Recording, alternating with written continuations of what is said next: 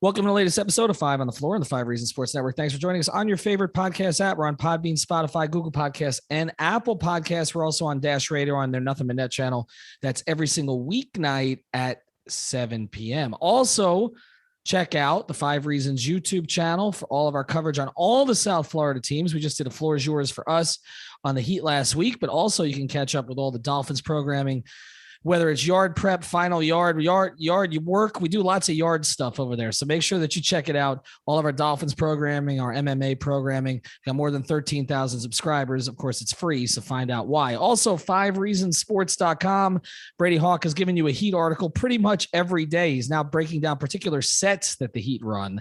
So make sure that you check that out. You will not get more detailed coverage anywhere. Also, check out the great sponsors of the Five Reasons Sports Network. That includes our friends over at CPT. If you're looking for IT, this is where you go. CPT of South Florida has been providing small and medium businesses with the technology they need for decades. They specialize in cloud hosts and phone systems and managed IT. If you own a small or medium business, you're looking to save money on your monthly phone and internet costs, you got to give TJ a call right now. That's at 954-966-2766. Okay, if you're listening to this at night, you can wait till the morning, but make sure you call him. Again, it's 954-966-2766, or check out cpt-florida.com. That's cpt-florida.com. If you call now, there's a promotion that includes 25% off all cloud phone service, including free phones and the first 2 months of service free. With a cloud phone system, you can work from anywhere on any device. So again,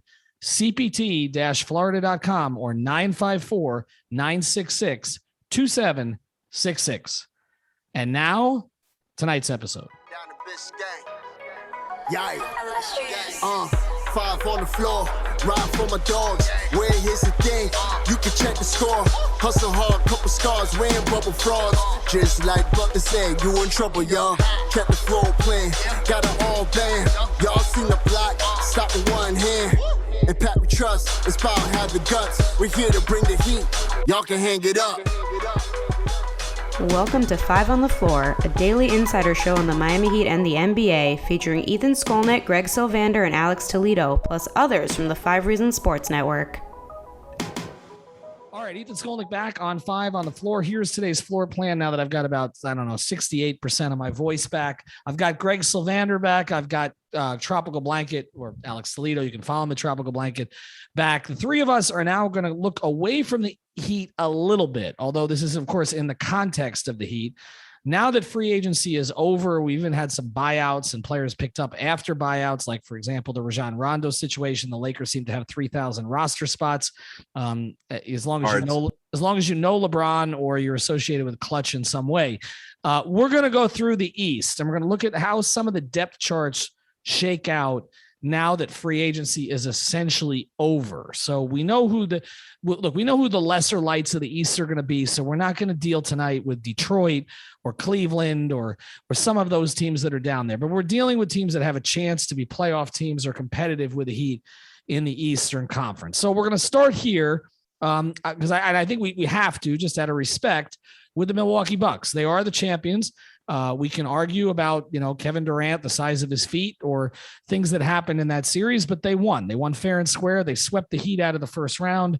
They have a newly minted champion superstar, a guy who now knows he's the best player in the world, not just sort of believing it, but not having it play out in a team context. He won a championship. He's the MVP. He dominated. And he's got a couple of sidekicks he's comfortable with in Middleton and Holiday. But Greg, what did they really do this offseason? Because it doesn't seem like much. You're right. They kind of kept their core group together. They brought back the most important pieces to that run for the most part. I mean, I think Forbes only had the breakout against the Heat, and then he didn't terrorize anybody else. So I don't know if I would include him in like the guys who really primarily contributed down the stretch of that run. And I may be forgetting a couple performances, but Portis is back. They did add Rodney Hood, Grayson Allen. Those are some new faces there, but for the most part, they're kind of bringing back the same team. And I think that they probably look at it similar to how Miami is looked at past championship rosters or even finals participants. Like you try to bring back as much of that core as possible. I would imagine they're not going to prioritize the regular season. They're going to be one of those type of teams. So I think it's status quo for them, but I definitely don't look at their depth chart and say, wow, they made a move to get exponentially better than what we saw last year. And they could have, like, as much as they won that championship in 6, honestly, like, I don't think anybody doesn't see like that series could have gone Phoenix in 6, like it could have gone either way. Alex, the two guys they lost, I mean, Bryn Forbes, again, he hurt the Heat. I know you liked him last year. He didn't play particularly well in the playoffs after the Heat. Quite the opposite. I didn't like him. Oh, I thought you did like him. Oh, I liked him because I didn't like him because I knew he was going to destroy the Heat. Right. You liked the addition, but let's ask this, because I mean, the Heat, not only did they go, try to strengthen their own starting lineup in their own front court with PJ Tucker, but they somewhat damaged, Milwaukee's. So how exactly, I mean, they plugged him in as a starter. I know that wasn't really the plan. DiVincenzo got hurt and they kind of played a little bit differently, but how do they replace him? That's the tough part. So like Leif was talking about there, they had a weird offseason, and I know a team like them, where they've already made their moves. It's not like they were going to make another big move, but it's not like they had a lot of options. So I understand that. But looking at the guys they lost compared to the guys they added, it's not great. Like if I'm a Bucks fan, I just think it makes it easier if you're the Heat to go into next season like, okay, we literally got one of their guys, one of the reasons that they were able to just kind of kill us with size at every position. You made them a little bit smaller. And they got younger. Like, I mean, Rodney Hood isn't really young anymore. I don't know what he's going to do. But Grayson Allen, they added Semi Ojeleye as like their PJ Tucker replacement, which I just don't buy at all. Like, no hate towards him. I just haven't seen that he can do that. Like, there's a reason the Celtics just let him walk for nothing. But I'm just not looking at the Bucks like this team to be fearful of. I'm like, if I'm the Heat, I'm not fearing the Deer next season. I understand how badly they got their ass whooped. This past year, but I'm just looking at this team like, you're way more competitive than you were last season, matchup wise, if you're the Heat. So I'm just looking at it like, you got PJ out of there. This is probably the best case scenario. Forbes is not back. They kind of just replaced them with guys that are like, who's gonna stand out from those guys? Grayson Allen. So I don't know. I feel like they lost shooting. They got younger, but not better. They definitely got worse. So the one thing I think that's going to be better for them this year is they will play with, I think, an arrogance that will be positive for them. I don't think they'll be complacent. I don't think they're going to be a complacent champion, because they're not the kind of champion that everybody's putting up on the mountaintop. I think they're still going to have a little bit of a chip on their shoulder. And I think Giannis will too, while having the confidence that he can do it. And I think that's a very dangerous thing. I think in some ways that will make up for some of what they lost. I also think that they are a potential buyout magnet for players as we get closer to the trade deadline, and they probably will be able to add a couple of pieces who want to latch on and say, okay, living in Milwaukee for 2 months, 3 months is not the worst thing in the world. I don't have to be there for 3 years, and maybe I can win a championship. So I do think they will be able to upgrade with some veterans as they go, but I don't think they're prohibitive favorites. Now, I think most people would say that the Brooklyn Nets are prohibitive favorites if they can get healthy. Now, that's the question. We know what the depth chart is with those 3 guys. But as of right now, is Blake Griffin back at this point? No? Yeah. And I mean, according to just to let everyone know where I'm getting my depth charts from tonight, it's hoopshype.com. So this is per them. They've got Blake Griffin slotted in at the starting center spot. But I don't know, they love, I know Nick Claxton is a young center, and DeAndre Jordan's friends with everyone there. But I kind of like the more that I look at that team, obviously, like, we love the top heavy component of that roster, but Bruce Brown is good. Patty Mills is a heat killer. Javon Carter's a good player. I like James Johnson in that setting. I think that if he has his head in the right place, like, this is a perfect spot for him to contribute in a really meaningful way and kind of like make sure that his superstars don't get pushed around. So I like that too. So to me, like, this is the class of the East without a doubt. Yeah, I really like the Patty Mills move. I think to get a guy who can fill it up, But he's been a consistent shooter, but he's also played in high leverage games over the course of his career. Like whether it's playing, it was sort of leading. Don't bring it up. Just saw what he did. Well, I was going to bring up the Spurs and the Heat, but even just the Aussie national team and what he did to the U.S. or what he did to other teams there, he plays well in big games. And he also is in a position there where he can play off the ball a lot. Like I feel it's a really good move. And then you mentioned Bruce Brown. One of the advantages they had, or one of I think the positive byproducts of not being able to get their core guys healthy this year was that they did get playing time for some others. I don't know that they wanted Bruce Brown maybe taking some of the shots he took, but they've added experience there. I guess my only question, other than health, Alex, my other question is their front court rotation. I like Nick Claxton in sort of a semi-limited role. But I don't think you're getting a lot out of Blake Griffin during the regular season. I don't think you're getting a lot of DeAndre Jordan in the regular season, right? So we talk about how Milwaukee may be kind of slow playing it during the regular season. I feel to a certain degree, Brooklyn will be too, right?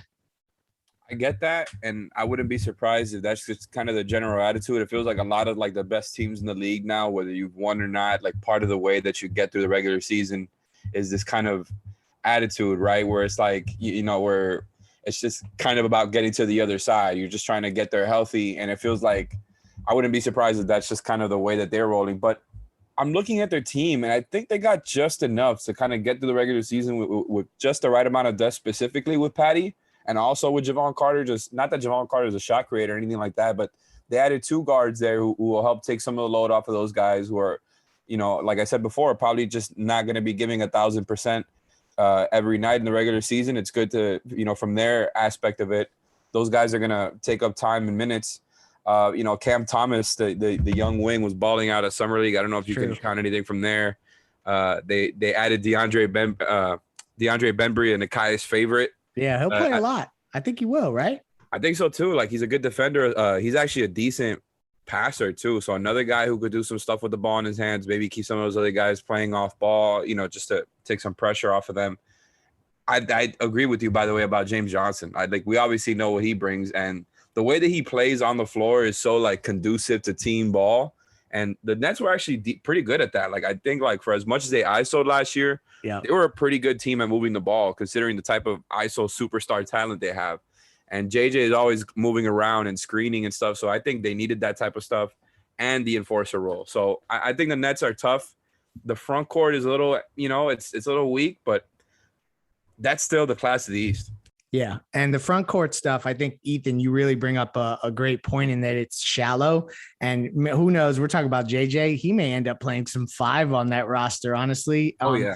And the other guy, and he's on a non-guaranteed contract, and only because I have got the chance to watch Indiana off and on. Alize Johnson is a really good rebounder. Like, that's the one NBA skill he possesses that's keeping him in the league. So I would just watch out for him as a guy that maybe could find a role on the Brooklyn Nets this year. All right, we're going to get into the team at the top that's in the most flux this offseason because we don't really know what they're doing. Before we do, though, we want to tell you what to do if you're going to a trade show. You got to reach out to everythingtradeshows.com. That's everythingtradeshows.com, based right here in Fort Lauderdale off of Las Olas, but they service the entire country. 954-791-8882. That's 954-791-8882. 8882. They're a one-stop shop for trade shops. They do trade shows. They do everything: the logistics, the booth, the graphics, the furniture, the flooring, even some tips to get you noticed. Trade shows are coming back. Trust me, I have a few friends who were just out with them in Las Vegas. So again, if you got to get your company back involved in them, and they can help you. They can teach you the difference between renting and buying. Schedule a free consultation. Mention 5 reasons.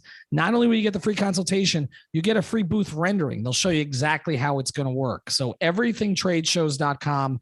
Again, the phone number is 954-791-8882. All right, let's get to the team that we don't know what the heck they're doing. Philly. They won the East in the regular season. Daryl Morey put together a roster that fit. He got really good play out of Seth Curry. I mean, let's just be honest. He kind of robbed Dallas for Seth Curry, trading Josh Richardson for him. They've got really nice young players, Tybal, Maxey, who got experience. I mean, they have a nice roster. They also have one of their 2 most important players, or you would think one of their 2 most important players, who was a complete playoff no-show. And now there's rumors he may not show up for the start of the season because he's upset that they're trying to trade him and Ben Simmons. If they go into the season with this team, Alex, what can they reasonably expect? I mean, if Ben Simmons is back on the floor, they were the 1 seed last year, right? And they've got young players that are going to get better. Exactly. Well, that's the thing. They're going to be still a high seed, and we're going to go through the same song and dance again because apparently no team is willing to take on Ben Simmons at the price that Daryl Morey thinks he's worth. And shout out to Daryl Morey, like liking stuff about Ben Simmons' playoff impact on Twitter. It's so corny. Like all of that stuff that is like, well, actually, this guy he's good in the playoffs, guys. Look at what this number says here. We all understand Ben Simmons can play defense. I think we all get that. Now, I'm sorry, I'm going off chart here because you know how I am when it comes to the Sixers. But I'm looking at this roster. They got worse. Like they're just a very young team with pretty much a similar. Like who did they lose? It's just George Hill at this point, and they added Georges Niang. I didn't even realize that part. Yeah, and Andre Drummond. Like I just don't believe this team is actually like. I think they got worse. Some of those young guys are cool, but I'm just not worried about this team at all. It's going to be the same thing again. Like I don't believe in that team to ever have playoff success the way they're built right now. I think Alex summed it up with about the belief in the team. And like on paper, like, yes, they have 10 functional players that if you put them together and you look at them in the way that they mesh on the basketball court, you can make a case for them being a viable contender and they could very well have a good record. But I just feel like until the Ben Simmons situation is resolved, there's going to be a cloud surrounding this team. And like, they're not the type of organization that can transcend a cloud surrounding them. They're just not. Like, that's why we make fun of them, is that these clouds keep coming and they can never get out. They can't see the sky through the clouds. So like, what makes us think that this situation, like this is the worst case scenario where their two generational young talents are not really meshing and their roster is not set and they can't find anyone to take one of them. So like, I am not putting them in the contender range until they get that resolved. Like they're just not stable enough to think differently, in my opinion. But is it fair to say that they still could finish with a better record than the Heat in the regular season? Easily. I wouldn't be surprised at all. Like, I mean, I just do they really have the guts to bring back that same team? The way that finished, the way Simmons kind of like, if you go back and one watch seed, how he played at the end of that and the way that the team reacted to the way he played, they're really going to bring him back. I don't see it. So I still think that they're going to shuffle the roster. They're going to get pressured into it, and then they're going to have to figure out what they are. And then at that point, maybe they still will be better than Miami. All right, let's go to the next one. And this is a team that the Heat could have finished ahead. Man, no more Sixers talk? No, I got to move on because I know you'll go on to the Sixers for 45 minutes. This is a team that the Heat could have finished ahead of, but of course they lost to them when they didn't have two of their core players, Trae Young and Clint Capella. And then we saw this team, Atlanta, kind of come together in the playoffs behind Trae, find a game that worked for them. And to be honest, they could have gone all the way to the finals. I mean, the way that things played out, potentially easy path. They have made some changes, but not major changes. Greg, when you look at the Hawks, I don't think it's fair to call them a fluke. No, but I do think they benefited from certain things. I mean, how does this look for a full regular season? The path that Alex chimed in on about, like, we have to acknowledge that, but they are a good up and coming young team. But here's the thing, like, I think that they're going to look at that. I just said, here's the thing, like, I'm Ethan. That's rubbing off on me. That's not healthy. Yep. So essentially, remember when the Heat used to sneak up on people, like there's been a couple different times they've had rosters that sneak up on people, and maybe even the bubble run was kind of sneaking up on people. The Hawks were that team last year, especially as the playoffs were underway. That shall not take place this year. I think that they come back to earth and they're still in the middle of the Eastern Conference with the chance of always, outplaying because of their young upside. What do you think, Alex? I mean, we could joke about the path, but I mean, they have a young star. Okay. I don't know if you call him a superstar at this point.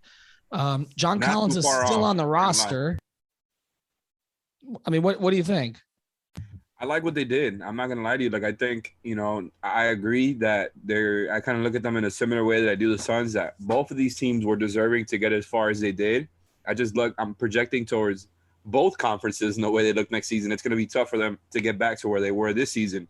I'd like bringing in DeLon Wright as a backup point guard. I think that's pretty solid comparing, they had Rondo and Chris Dunn there last season. And, they brought back the rest of their core there. It's a pretty deep team. I just like their roster in general.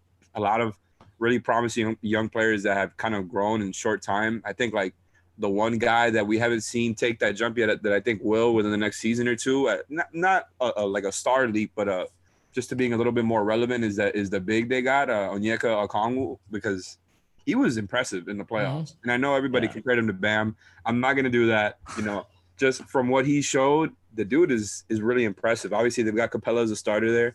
I just think they're a little bit more solidified now. Like we talked about with the Bucks, this is to a lesser degree. I just think that confidence of like, we just got there last season, will help them a little bit when it comes to the playoffs because they have that experience now. I like the Hawks. Like if they weren't, a division rival, I would really like this team. And they can consolidate some of these young pieces and make a move. So that's why they are like flying under the radar. No pun intended with the Hawks stuff, is that of a team that can really ascend. Well, I will say this though. I checked it out with our new betting partner, BetUS, where if you use that code 5, you'll get a 125% bonus. And as I looked at it, the Heat are pretty significant favorites to win the Southeast over the Hawks. And I was somewhat surprised by that, that's the way that played out. So, most people have the Heat over them. I feel like the Heat, again, are a better playoff proposition.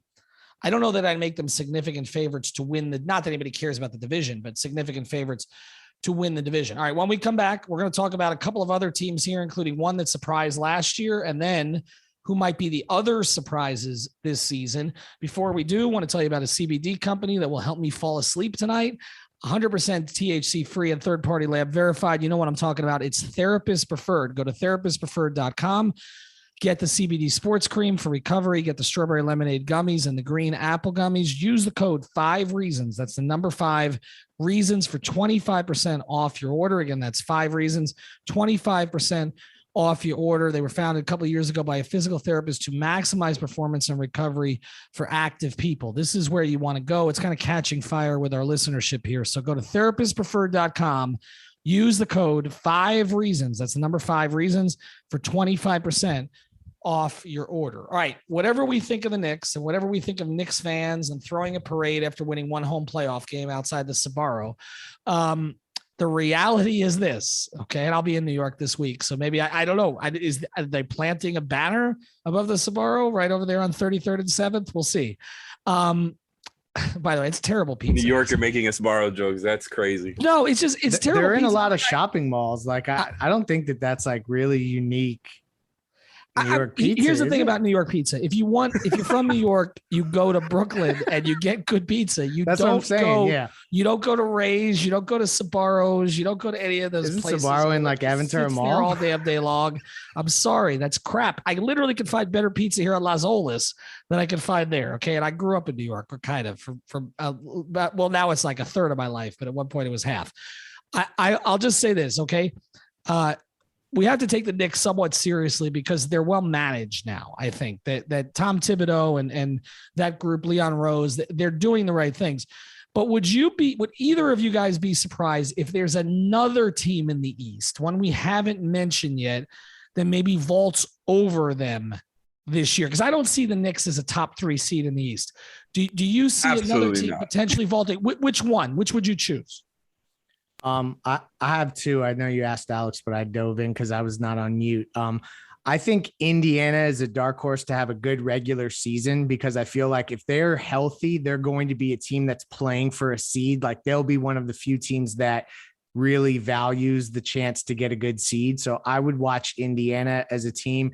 And then like, as much as I clown them, like when you look at what Boston has put together, if the pieces can somehow fit, I like the depth on that roster in ways that maybe I don't love even Miami's depth, quite frankly. I know that they have some question marks and some pieces that they need to figure out if they fit, but those are the 2 that jump out at me as teams that I think both actually will be better than New York next season.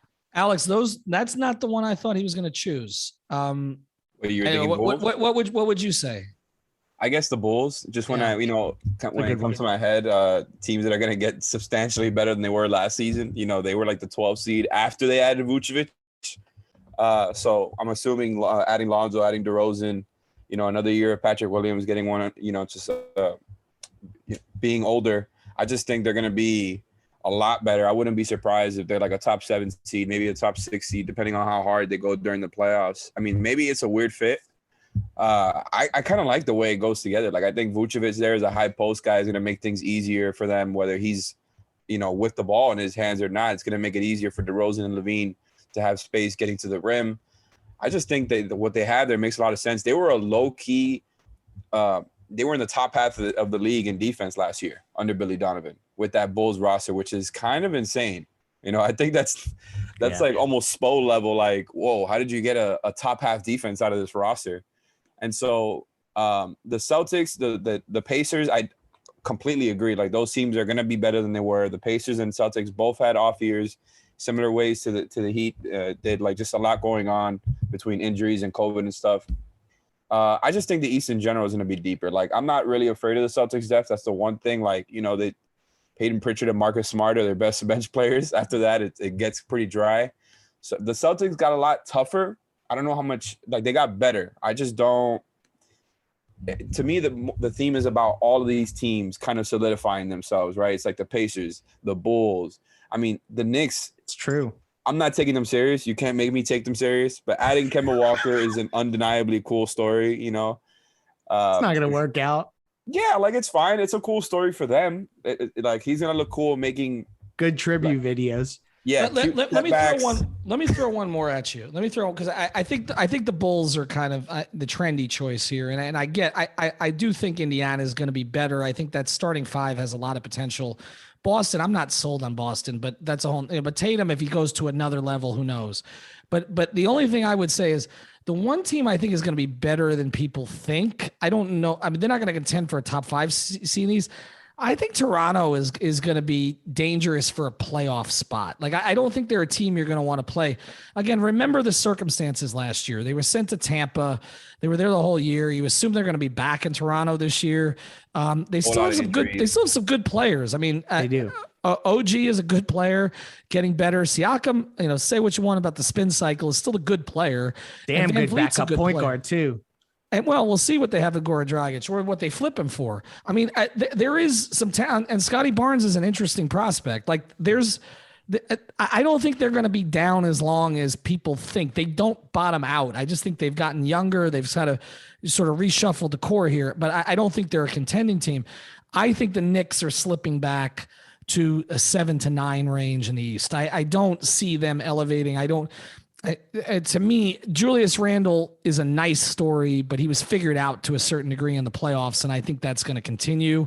And I just Kemba Fournier take that pressure off him. Well, No. Fournier, I don't think it's enough. I like him. Ask Tatum how that went. He will against the Heat. But that's about true. it. Yeah, But I just think when you look at their roster, there's still not enough creation there.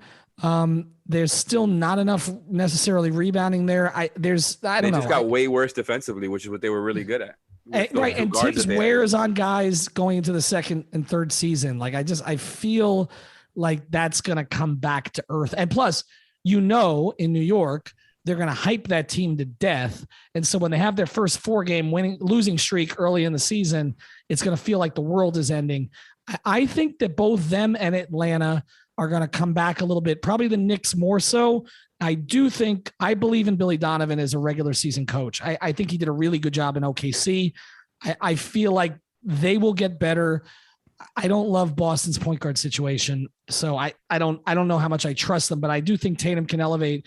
And then I look at Indiana. I think you're right, Greg. I think that was worst possible circumstance for them last year. TJ Warren hurt, bad new coach, a whole bunch of things that went on. Now they got LeVert for a whole season. Yeah, I think they're going to be better. I guess we'll have to put the Heat into this context here eventually. Yep. We're not going to do that tonight, but we just wanted to give everybody something to think about. Check out our sponsors, cpt-florida.com, everythingtradeshows.com, of course, prizepicks.com. We always mention use that code 5 and therapistpreferred.com. Use the code 5 reasons. Have a good night. It's good we didn't talk about the Wizards for the Bradley Beal situation. Thank you for listening to the 5 on the Floor on the 5 Regional Sports Network.